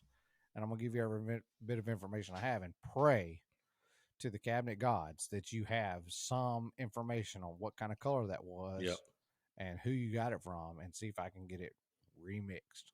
And keep up with that stuff. Write down what Yeah. their door style is, what kind of wood you made it out of, if it's stained, anything like that. Keep. Oh, stain, please. If you build a home, if you are building a home and you know all this information, or you doing some remodels, please keep a log of what you're doing in that house. It it may not seem pertinent at the time, but I know. So you actually, case in point, you just recently helped my brother-in-law who took out his trash compactor Mm-hmm. and had to, and I will say, and I have to give him kudos, he matched this stain very well. I don't know if you ever saw the final product, but I saw it at Mm-hmm. Christmas, and he did a really good job. He said it took him like 5 different tries to get the color right. But luckily for him, his dad is the one that built the house and stained everything in the house, so he could go back and ask his dad what was the stain in this house. But if you have no clue what the color was, it's hard. Mm-hmm. And on top of that, I don't know if you know this or not. I know you do, Mitch, but as a homeowner, species A and species B, we can apply the same stain color to them and Oh, get a different color. what Like are you talking about? if you don't know, if we can't identify the originating species of whatever you got, and you want to stain, this is why stain grade is tough. It's hard to match. Yeah. It's just hard because stain will do different things to different species. It will highlight different elements of that wood. So if you don't know what the originating species is, it's extremely tough on a cabinet guy. And the more experienced the cabinet guy is, the more experienced he's going to be in species. I will give them credit for that, because that's something that I'm not very good at. Somebody can show me a piece of wood and I go, wood, that's wood. You know, I'm not very good at identifying species, Yeah. but it's one of those things that keep a book. Keep some kind of information. I went to a guy's house not too long ago, buddy of mine's, and like you opened up his kitchen cabinets, like one of the cabinets. Now I wouldn't do this because it kind of looked janky, but it had everything that you wanted to want to know about those cabinets. Who made them, Yeah. the year they were made, the paint color, it had the species, it had everything you'd want to know about those cabinets in it.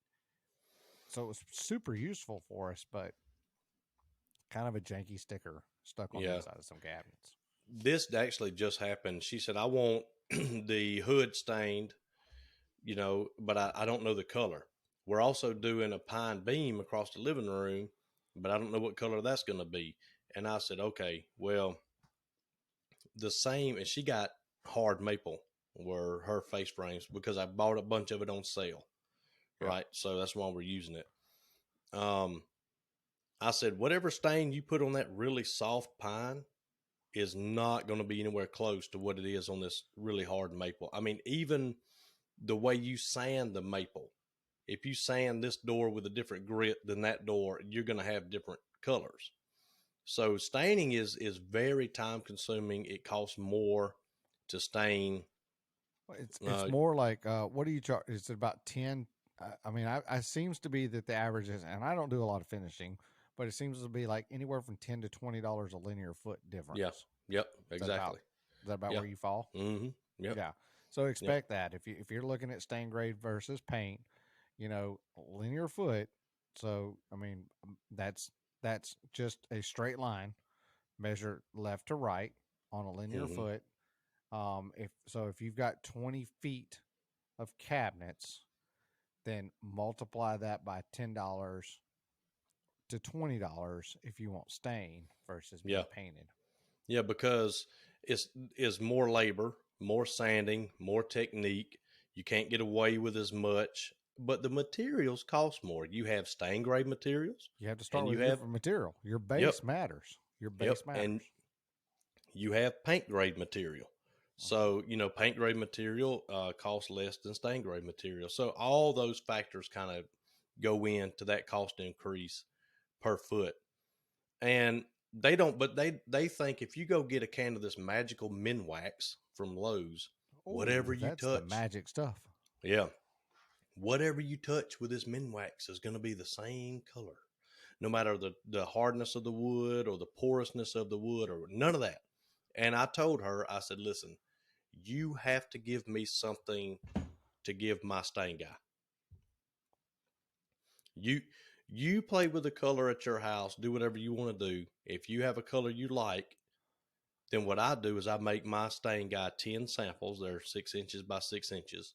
I sand them the all with my sandpaper in my shop with my sander, the way I sand everything, and I give them to him, and he matches my samples with her color. Right. So that way, no matter what wood she's doing, it's one color, but my cabinet's going to match. And she goes, "Well, I went, and here we go back to your integrity. Do you remember doing Miss Smith's job?" And I was like, "Oh yeah." Well, I love her stain color. I love that whole job, man. The color that you picked for her and all this, I love that color.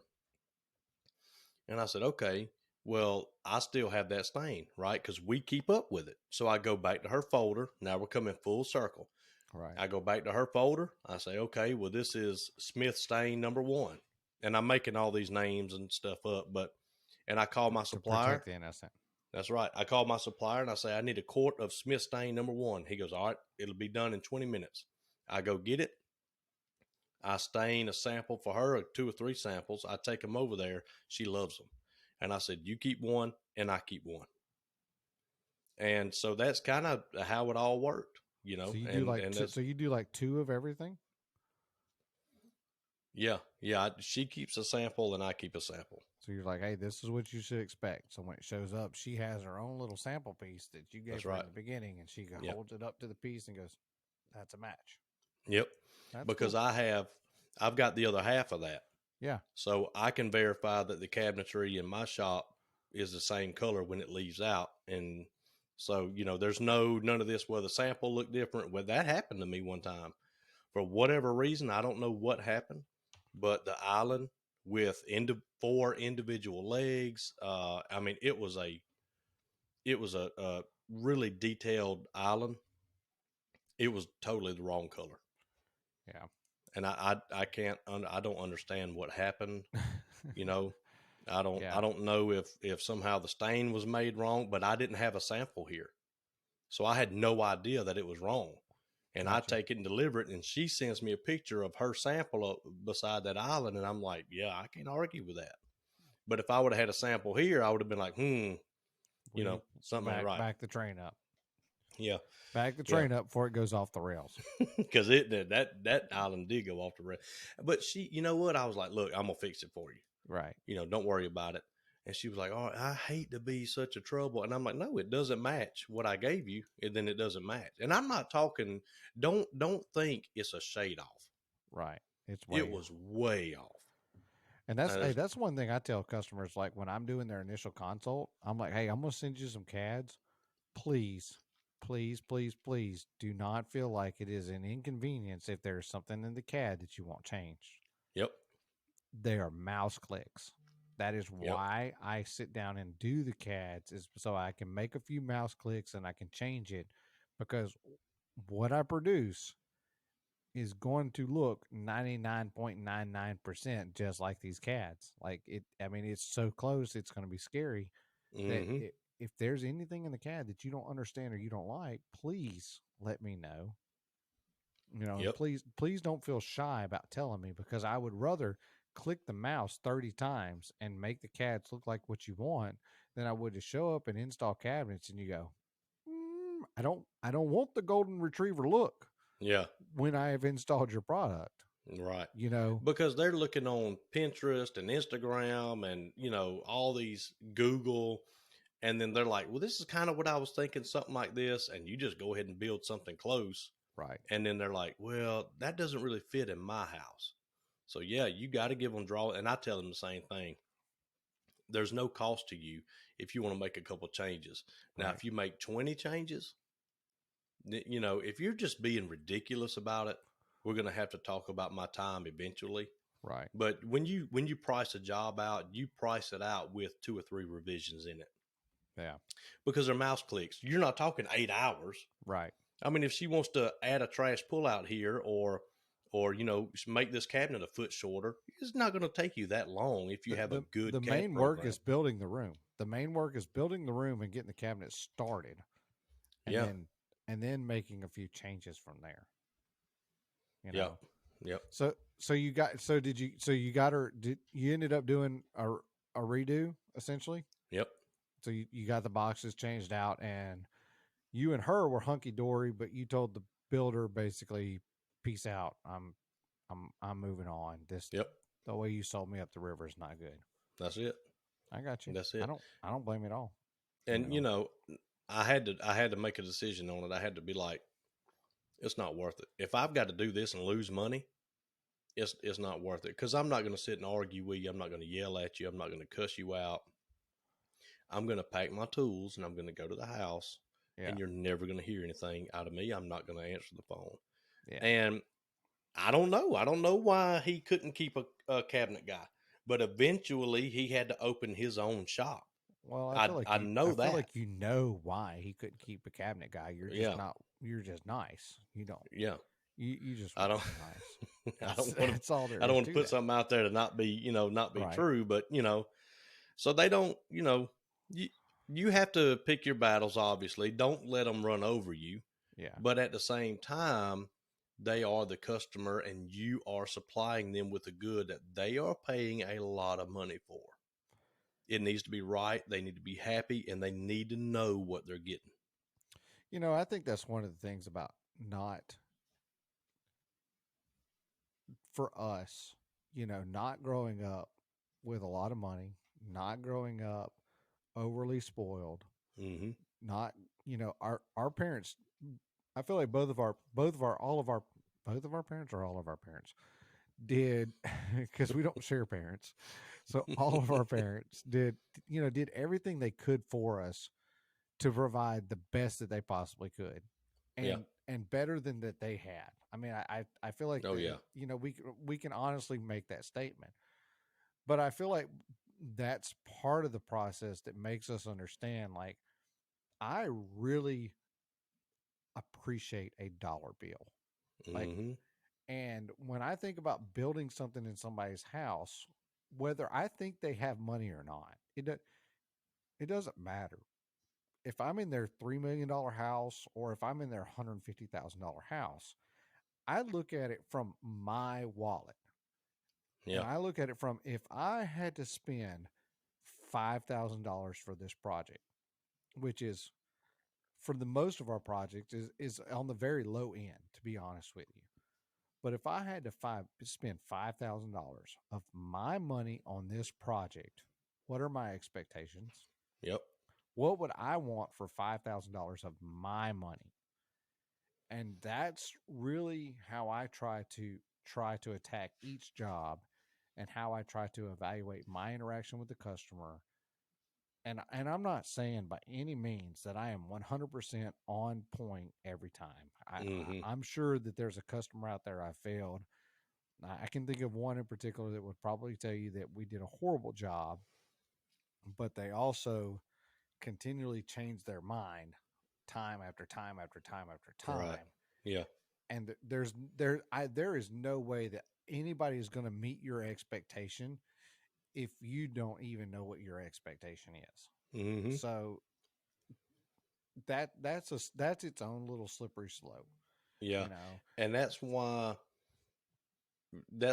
having I'm lucky enough to have a builder or a couple of builders that they'll sit there and slap their wrist, man. They're like, nope, no, hey, you keep talking like that, you're out of budget. Yeah. you're okay from now on. Anything else you add, you're paying for, and that may seem kind of brass, but at the same time, they're keeping it real. Yeah, there has to They're be some like, kind of reality check. yeah, they're like, nope, no, you can't have that. I mean, you can You can have it, only but yes to a certain point, and I'm a yes man too. I really feel like I am. I'm like, yeah, we can do that. Yeah, we can do that. Yeah, we can do that. But then I'm like, I hit the wall. I go, whoa. I just yeah, had a conversation with a customer last night. Actually, she wants these doors that she wants to put her washer and dryer inside of a cabinet, right? And the room, it's kind of a cool idea, but the room, essentially, when you walk in the front door, the room that they're having to designate in this older home to be their laundry room, you can see it from the front door. So they're wanting this cabinetry set that hides everything completely. So it hmm would almost look like a buffet, like a cabinet buffet on the wall. And she's like, but I want these doors that come open and they swing in like bat wing doors, right? And I was like, we can do it, but the only hardware I can find requires that they be inset doors.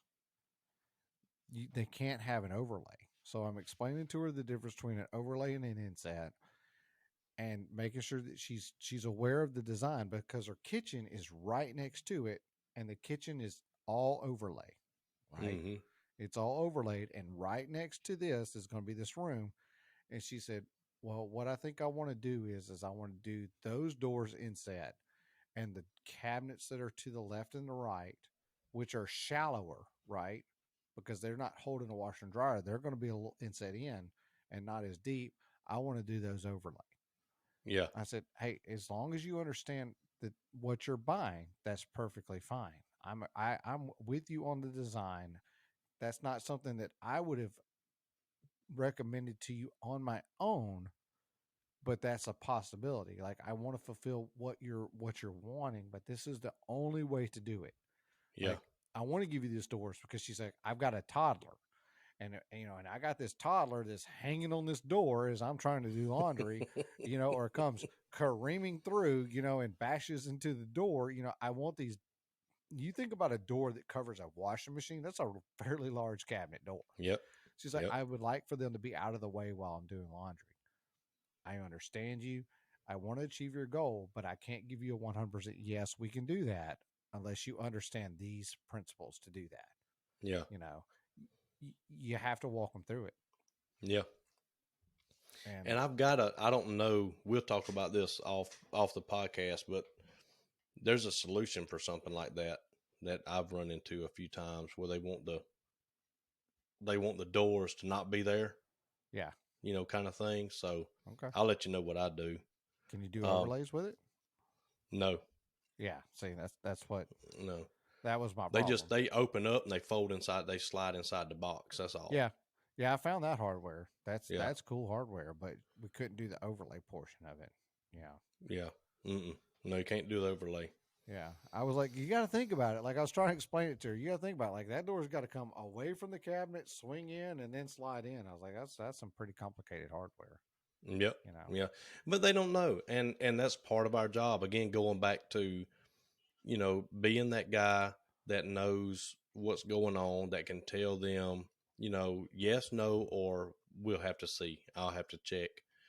And because if you explain it to them in a way that they understand, like it's physically impossible to have an Right. overlay door that fits inside the cabinet, Yep. they're going to be like, oh, you know what? I didn't even think about that, Yep. and move on to the next, solution or whatever. Well, And let me ask you this. When you're talking about managing, just kind of come to my head. So when you're talking about managing customer expectations, how many times, especially as a family-owned business, have you had to call your wife in and go, "Hey, what do you think about this design?" oh, several. Several, yeah, She's in here now. She can tell you. Yeah. yeah, My thing is, I will draw something up, yeah, and then I'll be like, "What do you think about this?"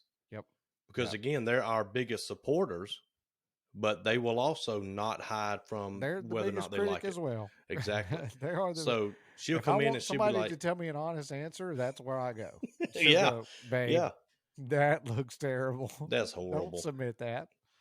So I'll ask her, be like, hey, what do you know? This is a weird situation. I don't really know what to do. You know what?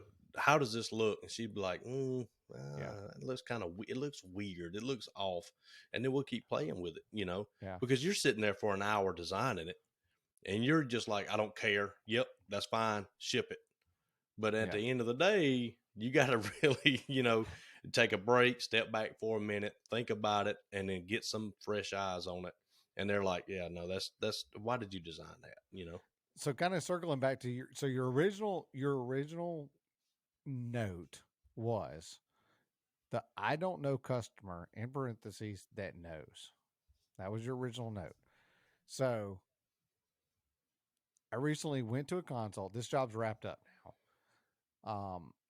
But I went to a consult and the customer was like, "Hey, this is the space, right? What do you think?" And I named about three different things to do, and she goes, "Nope."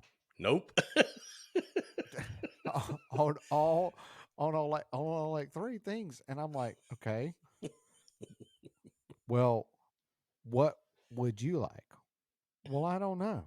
That's what that's what I thought we could talk about, and so I had to just kind of take a second and say, "All right, well, all right, you don't know what you want it to look like. What do you want to achieve? Mm-hmm. What do you need this room to do for you?" Yep. Right? Make it functional. Right. Like, so then she started going through the elements of what she wanted in the room. And from there, once I understood the goal, like I didn't need to know the design, right? Mm-hmm. Once I understood the goal, I could actually start to deliver on the design. Yeah. And even from that standpoint, she's like, "I don't know. I don't know if I like that." I said, "That's fine. Let's throw it in the CAD. Yep. Let's throw it in the CAD and see what you like and what you don't like, and we can start adding and subtracting from there." I said, "But since you have zero vision of what you actually want it to look like, you only know what you want it to do for you. We got to start rolling at some point and somewhere." So, I mean, Yeah. have you run across that a lot, or Yeah. Really recently, a okay, matter of fact, they didn't know what they wanted, and I said, "Well, y'all, you guys are talking like weird. Like I don't understand." It was a built-in. okay, Typically, you have bases at the bottom with either a painted or a stained top, and then overheads above with no doors, right? With adjustable shelving. It's all painted interiors. That's a typical built-in for where we are. okay, And they're like, well, we don't want the top portion of the built-in to go all the way to be as wide as the base. And I'm thinking, okay, well, that's kind of weird, but yeah. okay, yeah, that is And weird. so kind of got to talking. 20 minutes later, they're like, uh, we have a fish tank that we that we want to put on this You got me on built-in. that one. I ain't gonna lie. I think I just hurt my neck. So the left side of the fireplace, they have I don't know, a 75-gallon fish tank Okay. that they want to put. That's why they didn't want the overhead to go wall to wall. But again, they didn't explain that. I'm out here trying to make sense of why in the world, like, are we doing floating shelves over here? What's happening over Yeah. here? And finally, they're like, well, we got a fish tank. Well, go to the right side of the built-in of the fireplace. They're like, well, man, I just don't know if, because I was thinking, well, we kind of, most of the time do the same thing. And they're like, well, that's not, I can tell you right now, that's not going to work for what we want. Yada, yada, yada. Well, what about this? Well, what about like a mud bench? Because now we're talking benches with storage. No, we don't want, no, we can't have storage under the bottom of it. And I'm like, what is going on? Hey, I completely missed it because we're unprofessional and we don't know what we're doing. Can you say fish tank again for me? Fish tank. Uh? Sorry. So the right side, they're having to decide what they want, and it is to fit a subwoofer. Apparently, the husband has some kind of high dollar subwoofer that he listens to. I really want to hit that sound effect again because this is getting so complicated. The point is, when how about this? You come to me and you say, "Hey, we have a fish tank we're putting over here and a subwoofer over here." Yeah. Off the bat, that would have saved us again, just like you're talking about. What functionality? What do you need? We would have saved 30, 45 minutes of just standing Yeah. around me trying to figure out what in the world they're talking about. So, hey, if you have vital information like that, say it. Say, hey, we got a subwoofer going here and a fish tank going over here. And luckily, they deleted both of those. I don't know what they're going to do there, but the builder, I don't know why I struggle saying builder. The builder You're called not and even said, sponsored by Bullet Bourbon. You're sponsored by Pepsi over there. "Yeah, I got to drink it a Pepsi."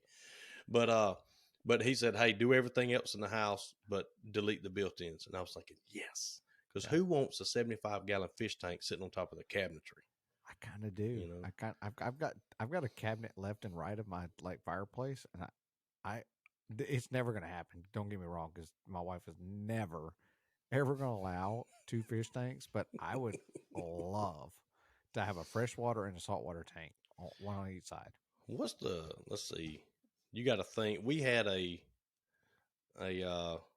let's see. It's about 8.4 pounds. So it's only 630 pounds of water, but then we had what 100 pounds of rock probably in the bottom of our fish tank. I'm He's asking looking my to his wife. wife for confirmation, just in case Yeah, you're about 100 curious. pounds of rock. Then you have all the all the that's just the rock sitting at the bottom. You got your filters, and it's a lot of weight. And I told him, I said, if you slide this fish tank when you take the water out to clean it, and you move this glass tank, it's going to tear up this top. Yeah. So I'm trying to kind of halfway talk them out of it, but not really, because it's like, as long as you know you're going to tear it up, then don't call me when you tear it up. I want one with like a back room filtration system where like I can open like a secret door and come in from behind it and do like all the clean out and all that stuff. But I mean, my setup won't allow that. But that's what I want, like a legit fish tank. Have you seen the ones where it pulls the water out into like the bottom of the fish tank case stand, and it has its own ecosystem down there? No, Oh yeah. no, Oh, don't. they have algae eaters and snails and shrimp all down So in these different you're catch fixing to put me pans. on a Google search that's gonna get me in trouble. You're gonna So the dirty water comes out of the fish tank, goes down into this whole separate ecosystem. It gets cleaned by these other animals, and the clean water gets pumped back up to the tank. It is the wildest thing. oh, that's cool. Yeah. That's cool. I have an uncle that was into probably some other stuff too, but some into hydroponics. Hydroponics, where yeah, that's what it's called. We had like the like plants growing on the top, the fish are Oh yeah. Yeah. fertilizing the water, through and everything. It was pretty neat, that when he took all over that. But so I guess we can kind of start. We need to kind of start wrapping this episode up with that Hmm. customers are tough. They really are, but they're vital, and you've got to love them. You do. You got to love the tough ones. My daughter asked me today when we were building the little phone holder thing, and she said, do you have a customer that you like wouldn't answer the phone for again if they called you? And I was like, I honestly can't say that I do, like, Hmm. because in my mind, if even a pain in the neck customer, I feel like it was somebody's responsibility, whether it was my partner's responsibility or whether it was a builder I was working for or whether it was myself. One of us failed to educate them properly and to properly communicate to them the process. Hmm. I recently had one where the customer she was just wearing me out with questions, right? And I told my partner, I was like, my goodness, she just keeps texting me and like things that weren't related to the cabinets. They might be related to the plumbing in the room that we were working on, or the electrical in the room that we were working on. And he was like, my gosh, she is a pain in the neck. And it hit me though. I was like, you know what? She's a planner. That's what's going on. She is a planner and she is trying to plan all this stuff out. And I need to help her plan. So the moment that I become a partner in her planning and said, wait a second, you can't have the painters stacked in the room or in this. I got to get done before you have painters. Mm-hmm. I have, this has to be achieved first. I can't do this until you have the plumber do this. I can't put a cabinet in until the plumbing has been stubbed and you've got valves in place. You know, I, and once I started helping her in the planning process, she became way less of a pain in the neck customer, you know? Yep. So I would just encourage people out there, if you're in the beginning stages of a business, try to put yourself in the customer's shoes. Think of the things that you would need to know, not as somebody who knows. That's the hardest part is Mm-hmm. you know this the order of operations that has to happen, right? In a remodel or in a build. You know because you have experience. Try to delete that experience out of your mind as you're going through this process and say, okay, if I was building a home, this is my first home I've ever built. And I'm just, I'm Johnny financial planner, right? And I have no construction experience. What what do I need to know to understand the process and try to Yeah. become a partner with this person in more things than just the part that you're tied to, you know? Yep. And Yeah. that you would be amazed at how far that opens the window. If you can give them a tidbit, you don't have to be an expert in electrical. You don't have to be an expert in plumbing, but you do know. If you've Mm-hmm. done a couple of builds, if you've been involved in a couple of new builds, you have a general idea, right? Yeah. Or be honest with the customer and say, look, I'm not sure why the plumber is telling you that, but help them critically think through that process and say, ask them this, ask them this. Like, Mm-hmm. just help guide them and give them some extra suggestions on how to navigate through this whole process and be a partner with them with more than just your cabinetry, with just more than just your trade. And I guarantee you it will get you more buy-in. It will give you some grace from when you mess up because your Yeah. process is not going to go smooth. I can promise you that. Your Yeah. process is not going to go 100% because you are dependent on other trades being 100%. And nobody is 100% on a 100% day. It just doesn't Mm-hmm. happen, you know? If you go into the mindset of not trying to tell the customer what to do, I mean, we they don't know a lot of stuff, as far as the in and outs. I don't tell them what not to do, but I tell them what's not physically possible, Right, like your example there. But it's basically you want them to feel like you're on their team. right, Whether you're building them a small table or you're hanging a light or whatever, you got to understand that these people are paying you money. You are not in a position to where you can just walk through there all arrogant, looking down your nose at these people. Go in, be a team member. Like I said, don't let them run over you. That's not what I'm saying. right. But be on their team and say, hey, let's work it out. Yeah, that's no problem. We'll see how much more expensive this is than that or whatever. Because we do things that the customer's never going to know about. We use a good finish that they've never heard of. You know, we use glues that they never heard of. We don't buy the cheapest glue off the shelf just to say we've glued it together. I mean, we put pride in what we do, Right. And every know what aspect. you're worth. Know what you're putting into its worth. Yeah, yeah, know it, but give them their best shot of being happy with whatever you did, and that's from the start to finish. Remember, the first time you walk in, they're going to form an impression about you, about the type of work that you're going to do, and then all the way to the last step. I Yep. mean, if you keep up with all that, you'll do fine. Yeah. You'll do fine. treat There's their just a home, treat their home like you would like your home to be treated. yep, You know, yeah. I It's think not yours, it's that's a big theirs. thing. You know, especially Yeah, if you're in post construction. You know, yeah. treat their home. You know, I had a customer recently who said he said that I don't even bother doing housework in my house, and I was like, I understand exactly what you're saying to me. He's like, because she's going to redo it. And I said, Hmm.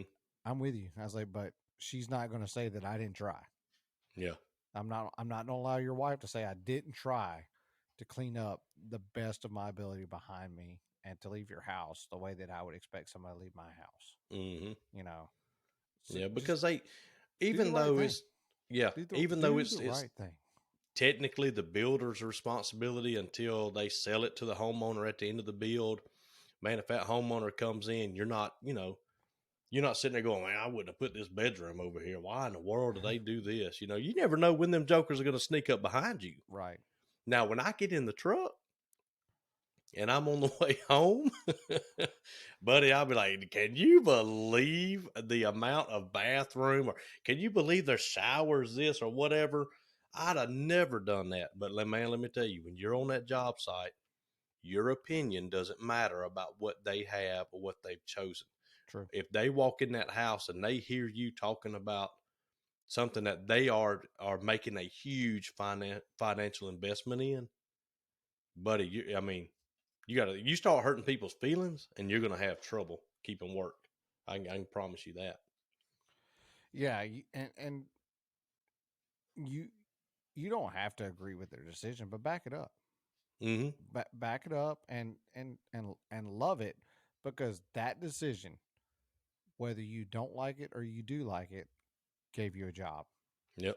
It led to income for your family. Yep. You know, And it's their decision to and make. right, and it may not be your style. It doesn't Hmm. have to be your style, but it's your craftsman. Put your craftsmanship into it. Put your best foot forward into it, and thank them for allowing you in their home. Yep.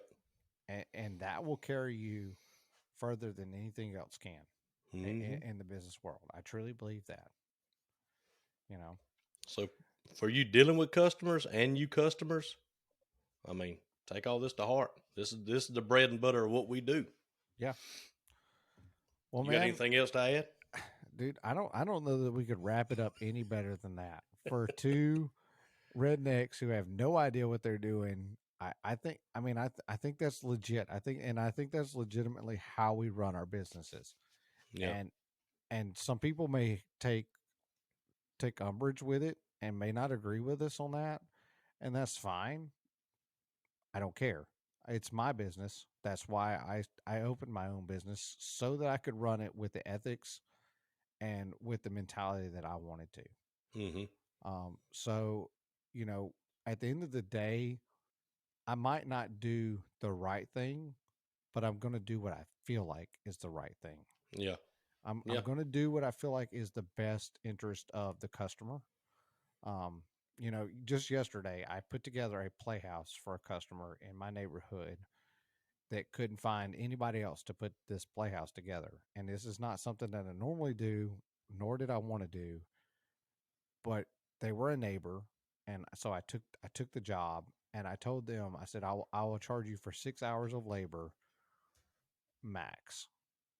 It took me 9 hours, right? Hmm. It took me an additional 3 hours. That's my bad. That's my bad. When she asked me what I owed her at the end of the night when I finished last night, I said 6 hours is Yep. what you owe me for.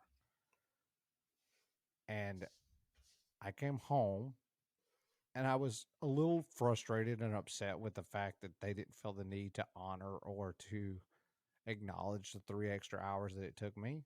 Hmm. But my wife reminded me that you said 6 hour cap. Yeah. You So bid it. You bid the I job. bid it at 6 hours. And whether it's my fault or whether it just took 3 hours extra, which it just did. I mean, that was 6 hours straight through, no stops. Hmm. And that's just what it took. That was just my not understanding the job. But not once did I say something to that customer and be like, "Hey, really? Really? You're just going to pay me for the 6 hours? Yeah, I've been Well, out here in this cold mud hole for right. for But 9 hours, and you won't but even, you know. that's what I told her. Yep. That's what I told her it would take. And I stood on that and said, "Thank you for the job. I'm running for the HOA. Would you like to vote for me?" you know, um, we really did have that conversation, but I just held true to my word, even though the fact that I felt like that they should have acknowledged the 3 extra hours that it took, Yeah. and they knew because the book come with instructions, and this was my fault. This is why it was my fault because I looked at the book after the fact, and it said two 4 to 6 hours for two people, and then a line underneath that was another 2 hours for the slide. I didn't look Mm. at any of those things. Yeah. I just looked at the picture and said, "Oh, Oh shoot, I I can can have read that thing instructions." together. And I didn't realize I had 250 pieces with it, and I would go through two 5 amp hour batteries to get this thing put together. yeah. You Now know, let me ask you this, because obviously I don't know this person, but just based on the short time you knew them, what if it took you 4 hours to put together? What's the conversation like if you're done in 4 hours instead of six? she would have paid for the 4 hours. No, but would she have paid you for six? No, Okay. no, I really don't. I think she would have said, "Oh, well, it took you 4 hours. Awesome. Yeah. You're really fast. Thank Mm-hmm. you. You saved Yep. my husband from having to do this, who's not very handy." Because that's what she said at the end of 9 hours. What if he was standing there when she said that? I've had customers say that before, and I have too. the guy just looks at me and goes, Yeah. "I don't know which way to turn a screw to tighten it." And I mean, Typically they will. If they're like that, they're like, yeah, yeah, she's right. and She's right. I appreciate that. I mean, because I need those people. Without those people, I don't have a business. You Yep. know, but that's why I don't typically take those things on. And and she's like, "Well, you are the one that made the stupid decision to cap it. Why did you do that?" And I really, it sounded logical at the time that I did it, and as I'm trying to explain to her why I capped it, it really sounded stupid on my part. So I really could only be upset with myself. Yeah. You And, learn. but that's why it's important to have somebody in your corner to not only encourage you but also to check you. I Yep. can assure you, my wife has no problem checking me Mm-hmm. on a stupid comment that I've made or a stupid decision that I've made. I mean, she's the first one to call me out and say, "You created this situation. You can't be Yeah. upset." Because they know we need that. We're not going to do that to ourselves. I'm going to No, walk away I'm from always that right. mad. Yeah. Always right. I'm going to walk away mad. Well, she shouldn't have done that. I know I did that, but still, I was still there. She should have paid me. And you need somebody going, hey, buddy, hey, Right. mm-mm, no. Right. But I'm yeah, sure a man. lot more stories will come up dealing with customers and clients and all that. I hope so because if they don't, you know what that means? We're out of business. We're out of business. We've had no more customers. Yeah. Yeah. I hope there's always a conversation about customers, good, Yeah. bad, ugly, and in between. Yeah. I can't complain. I've never had to run any of them down for money or anything like that, and Nope. nobody's ever gone on my business page and left me a bad review. None of that stuff. So we're doing pretty good. It may Nope. happen one day. I don't know, but I don't know if I can you knock on that wall behind you because my table's plastic, so I can't knock on wood. But yeah, I yeah, can. you're right. I'm with you. It's that we've been blessed in that way. Well, And look at this, because we got to go now. yep. My wife, Is that remember I cinnamon told you rolls? she was making homemade cinnamon rolls. They're ready already. Look at that. I really wish we were closer. I'm just letting you. I'm just saying. I really wish She we were. even she makes the dough Yeah. from scratch. Well, I just got a text that said, "Wrap it up. Dinner's ready." Well, So you know I us, mean, we ain't gonna miss no meal, buddy. right? I mean, Chunky boy don't miss. I'm ready. I'm ready to run downstairs. But man, All right. I thank you for the week. It's been. I think this has been a great conversation. I've really appreciated it.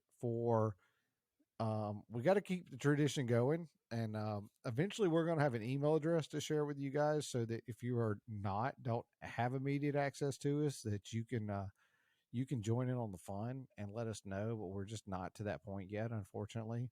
Um, but for those of you who know how to have immediate contact with us, We need that secret word again. Um, so we've had one that we can't remember at Yep. all. Last week's was Hercules. I do remember that. Yep. I do And remember well, it's that. obvious. Cinnamon roll. Yeah. Okay, I like it. I like it. Yeah. That's easy. So Yeah. for week 3, you text us cinnamon roll to let us know that we did it.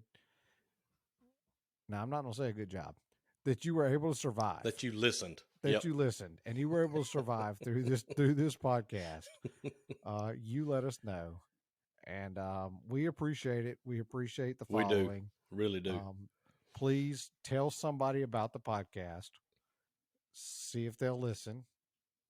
Pay them some money if you have to. We're not reimbursing you, but pay them some money if you have to get them to listen. We don't mind. And see if we can inspire somebody. See if we can help somebody, whether they want to start a business, whether they want to start a hobby, or whether they're a customer that's just looking for some insight on how to go through the cabinet process. We want to be a guidance for that as well. Absolutely. And if you have questions, send them in. Yeah, and I don't know where you send them to at this point in time, but stay tuned. Listen to episode 4, and maybe we'll have an email address by then. Yeah, there's always a comment section down, I think, under the podcast. Not comments, but you could leave a review or something like that, I think. Yeah, leave a review and say, hey, we like listening to your podcast, but we have no way to contact you. You're a bunch of jerks.